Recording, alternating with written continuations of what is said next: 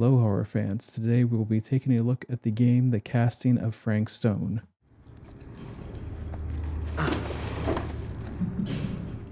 So, The Casting of Frank Stone is a interactive story slash horror game, and I will say that it is equally both. That the horror is impressive and the interactive story function is just so immersive that you kind of lose track of time when you're playing, and also get scared at points when you think you have a moment to be relaxed, but then you get startled into playing.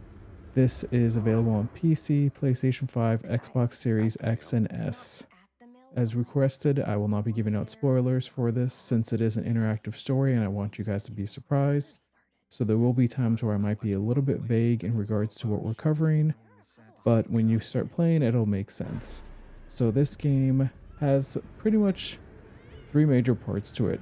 The horror and creepiness, which that one you know from the first moment you start playing.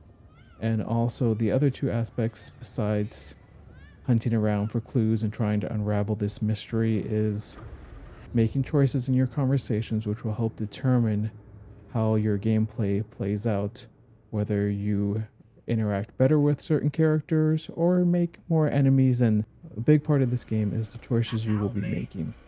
Depending on how you interact with other characters will determine what you get access to, who may live and survive, and what parts of the story you can uncover.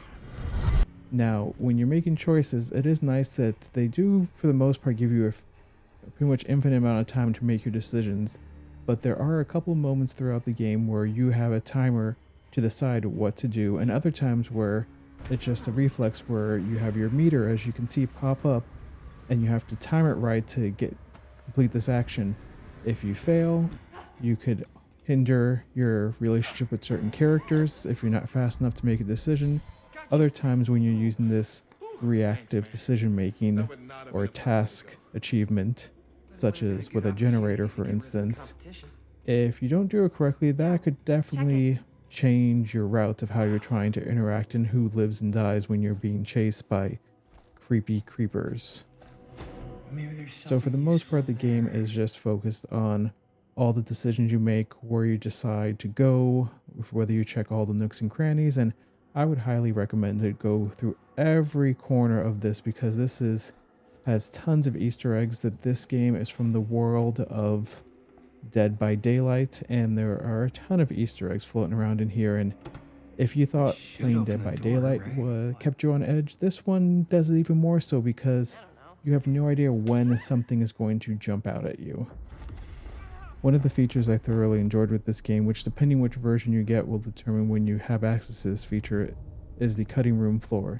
If you purchase the standard edition of this one, you have to first play through it once before this unlocks. If you get the deluxe edition, then you have this instantly. And the nice thing about the cutting room floor is, since your decisions will determine how this game plays out, instead of having to immediately, once you finish the game, go back to the beginning and start from the scratch to make choices, you can actually kind of see what choices and where they affected your story and how it could have played out.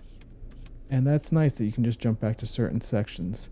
Now, my only criticism is, and this, to avoid giving spoilers, I'm gonna have to be a little vague here, is it seems like the lore of the overall story was missing little parts here and there. And now that could be because maybe my choices didn't discover that, but I was looking through the cutting room floor and the gameplay itself, and it seemed like there were certain actions that were kind of fixed points in every story and other ones that could alter your experience. And it seemed like one of the key things that I wanted to know more of wouldn't have popped up in any choice, which doesn't affect the overall experience of the game. It's just more of like, if you're looking for more reasons why certain things work, certain spooky spells or interactions are happening and what's more background on it, it's not necessarily there. So just kind of go into it with the experience like you would a